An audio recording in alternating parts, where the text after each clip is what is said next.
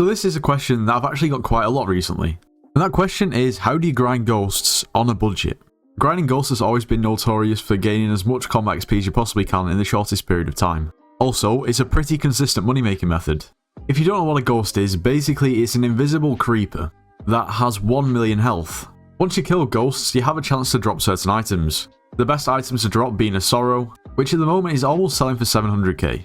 Now the idea is that you can one-hit these boys, otherwise it's not really very efficient. Now the amount of combat XP you actually gain from killing one of these ghosts depends on your setup. Of course, the more you invest into your setup, the more you're going to get from it. But we're not here to discuss a maximised setup in this video. What we really need to do is figure out a way that we can deal 1 million damage to one ghost so we can one-tap them and grind them efficiently.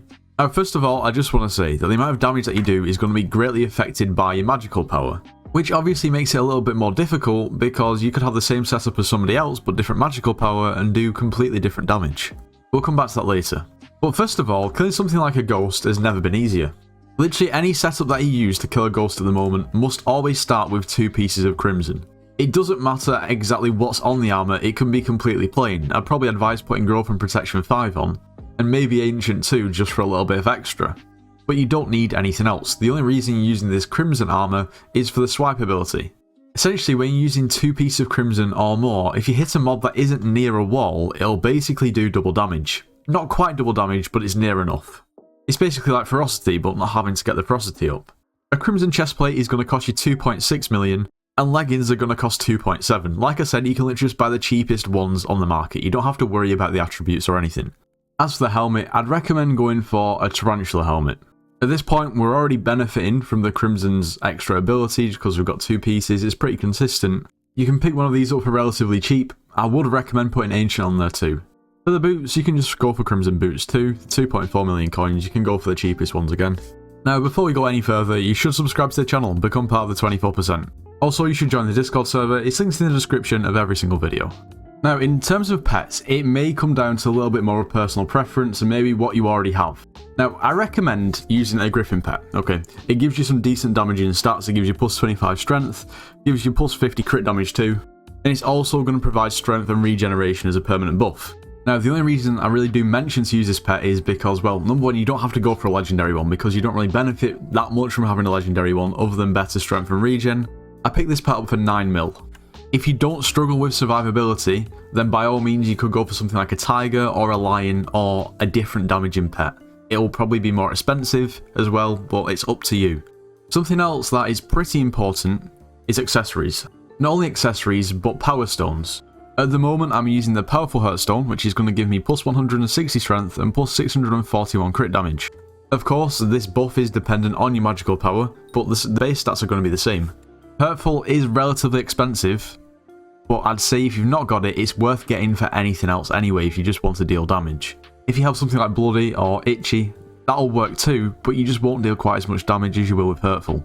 And onto weaponry. Okay, so I've got 2 weapons here, and they're both Shadow Furies, but one's 1 for all, and the other one is Soul Eater 5. Now these 2 weapons are pretty expensive. Initially, I did try to cut corners, and I did attempt to use a Livid Dagger. I've tried a 1 for all and a Soul Eater 5, but it just doesn't deal enough damage.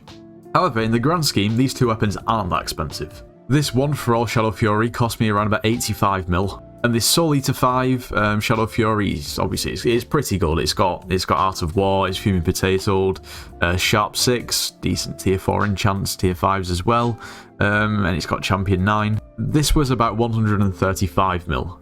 Now of course, the difference between these 2 weapons is actually quite vast. 1 for all replaces all other enchantments. I'm sure we all know what 1 for all is. Obviously you can't put any other enchantments on there.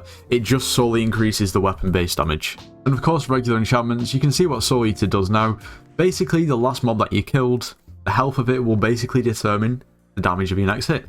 Considering ghosts have 1 million health, it's actually going to be quite good against ghosts.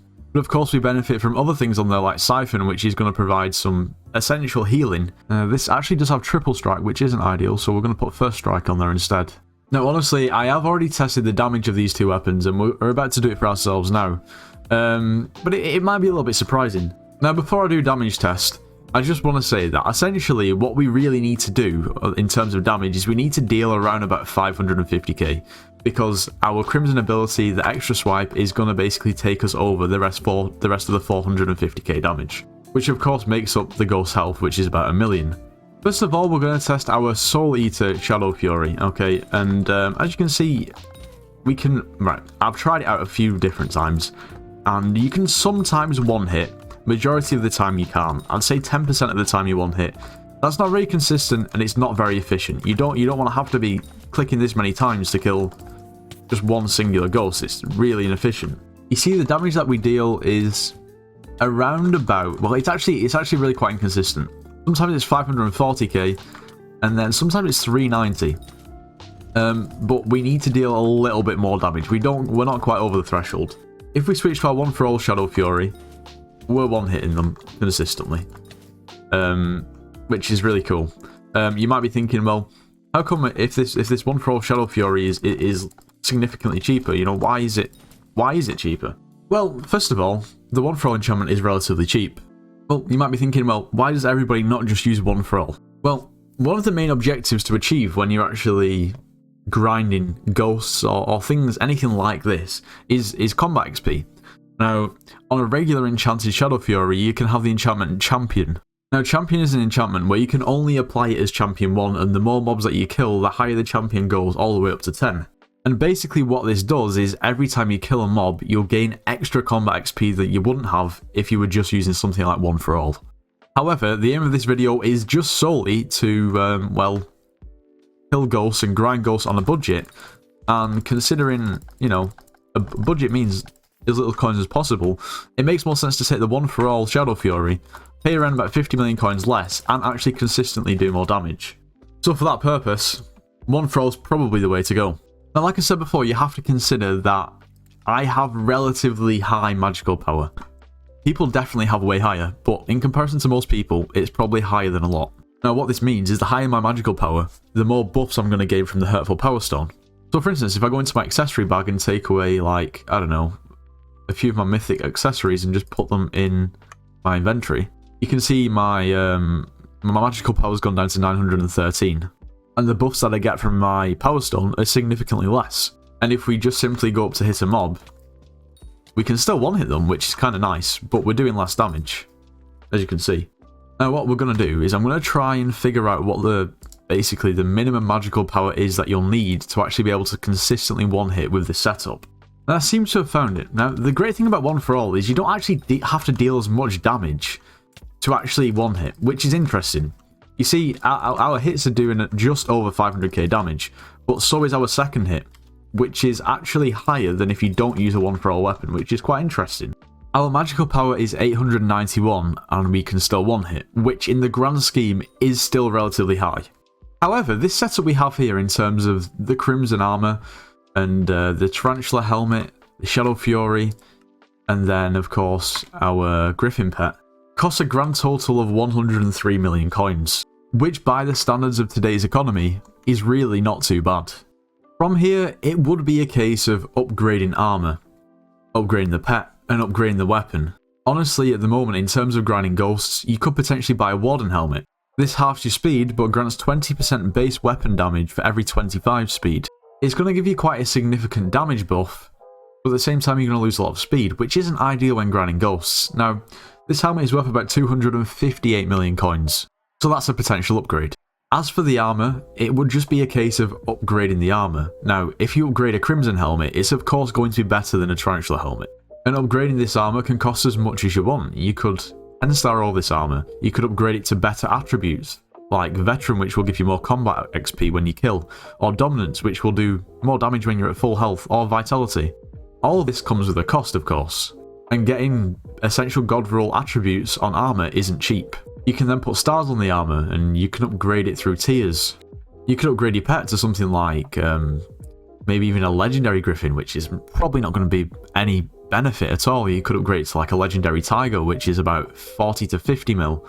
You could upgrade it to a Legendary Ender Dragon, which is 1 billion coins. You could upgrade it to a level 200 G-Drag, which is 2 billion coins. Of course, we're not at budget at that point, but it'll make you do more damage.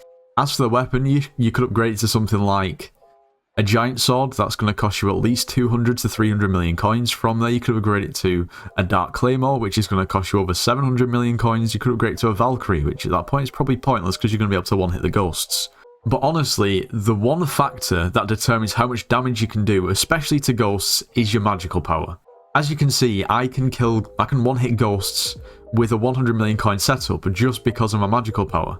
Whereas for people wanting to one-hit ghosts, they may need a 1 billion coin setup with their equivalent magical power. The difference is this accessory bag is worth over 2.5 billion coins. Maybe worth slightly less now because some items have gone down in price. It's worth over 2 billion. And just to prove what I'm saying, I now have like my golden dragon on, I've got 1 billion in the bank, I've got my regular setup on. All my accessories are still in the accessory bag, so I still have high magical power. The best possible settings, but with an 80 million coin weapon, I can deal way more damage. As you can see, almost 1 million per hit in comparison to 500k. So yeah, the reality is if I go back to the setup that I mentioned earlier in the video and then the griffin pet, I've gone to my accessory bag and I've taken away all of my most powerful accessories. So now with the same setup but just less magical power, I'm going to deal way less damage. So if we can actually get a test, as you can see, we're doing 380k. So just through magical power, we've dropped about 120k damage. Maybe even more. Maybe about 150. And that's still with over 500 magical power. So essentially, with a 100 million coin setup, with around about 890 magical power, you can grind ghosts efficiently. You can one-tap them quite easily. And from there, the lower your magical power is, the more you're going to have to spend in order to grind them efficiently. Whether that's through upgrading your pet from a griffin to something like a tiger, that might do slightly more damage, but at the same time might set you back an extra 30 or 40 million. Maybe upgrading your Shadow Fury to a giant sword, which is going to set you back around about at least 200 more million. Or it might be buying a Warden's helmet, which is going to set you back 280 million. Or upgrading your armor, that could set you back, I don't know, tens, maybe even hundreds of millions as well. And maybe you could switch your armor out for something like Werewolf, or maybe just switch it up a little bit more. I'd say always stick to 2 pieces of Crimson, but then the boots and the helmet, or just whatever the other 2 pieces are, you can really just play around with and see what works best for you. Now, I think you've also got to ask yourself a question. Why is it that you're actually wanting to do ghosts? Is it for combat XP or is it for money? Because don't get me wrong, it's really good for combat XP. In terms of money, there's probably better ways to make money if it's just solely for money. It is pretty consistent, but it also depends on your magic find. And then if you want to actually drop a lot of sorrows, then you're going to need a higher magic find, which isn't easy to get on a budget. If I'm being completely honest, right now at the moment it's Aatrox. Combat XP from Slayers is pretty good, especially from Revs, and Revs are really quite easy to do. I'm not saying you shouldn't grind ghosts, but there might be an easier way to get to where you want to get to without doing ghosts and without spending a lot on a setup. Anyway, I think that just about concludes today's video. Of course, there's going to be different ways and different methods and different items and pieces of armor that you can use in order to aid you to actually one-tap ghosts. But they're all going to cost coins, and we're talking about when you're on a budget, it is pretty difficult, I'm not going to lie. Anyway, if you did enjoy today's video, make sure you do leave a like, subscribe if you're new, and I'll see you in the next one.